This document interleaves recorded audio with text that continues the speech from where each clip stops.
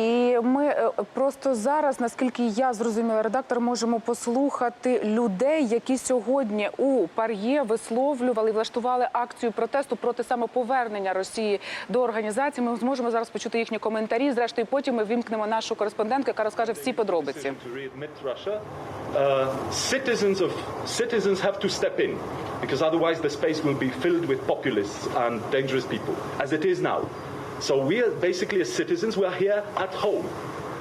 We're at home, and hence we act as someone at home. We're not clients here.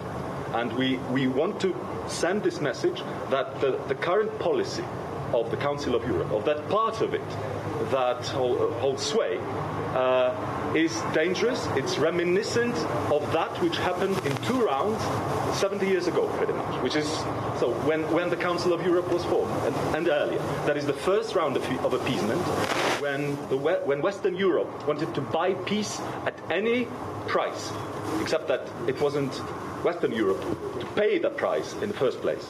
So hence the readiness to pay that price with other lives, with someone else's blood. And we see the 3rd round of appeasement, because that's what it is. The last one cost us over 70 million lives and 50 years of cultural devastation. Ukraine, Poland, Belarus, Lithuania. And also it resulted in genocides. It resulted in Holodomor. It resulted in the Surgun. It resulted in genocides perpetrated by the non-obvious partner of the Nazi Germany's Adolf Hitler, namely Stalin, by the Soviet Russia, by the Soviet Union. So we're simply here to put on display our very vivid and sort of dramatic historical memory.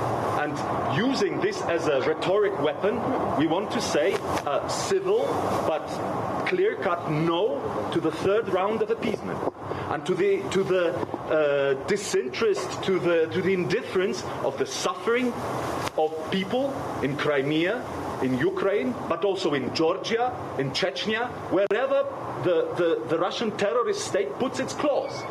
Because that's the typical way that Russia installs its foreign policy, terrorist policy.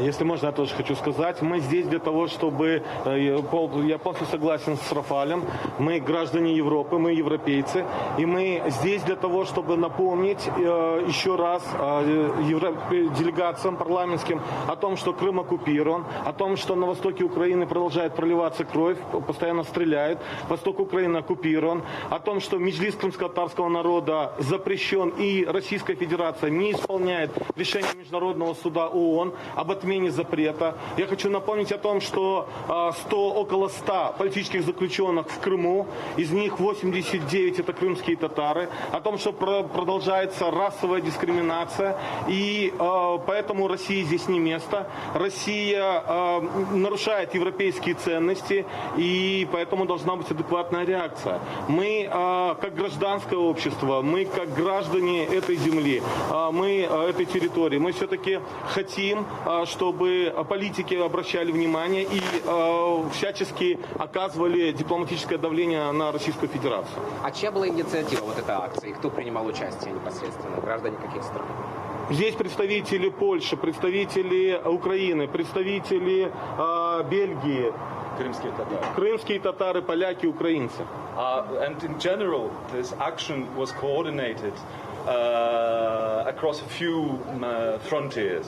So our colleagues from Georgia, our colleagues from Lithuania, our colleagues from, well, Ukraine, already mentioned, Poland were involved. And, you know, this is also the second point that we're making, because Russia takes a genuine effort to antagonize people from this part of the world, because it knows that as long as these people are in each other's throat, it is strong.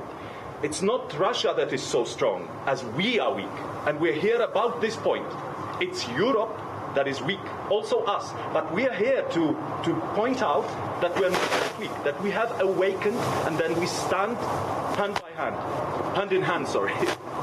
Також ми хочемо нагадати європейським країнам і громадянам Європи, Росія агресор, який зараз, і це парламентська асамблея допустила, що агресор зараз в цій інституції, яка покликана захищати права людей і верховенство права і демократію.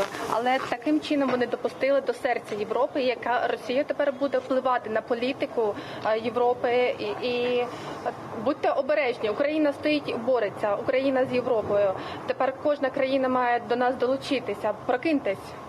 Як гадаєте, чи буде якась реакція? Ну, якого результату врешті ви хотіли досягти? Що буде далі? Є щось, на що ви чекаєте?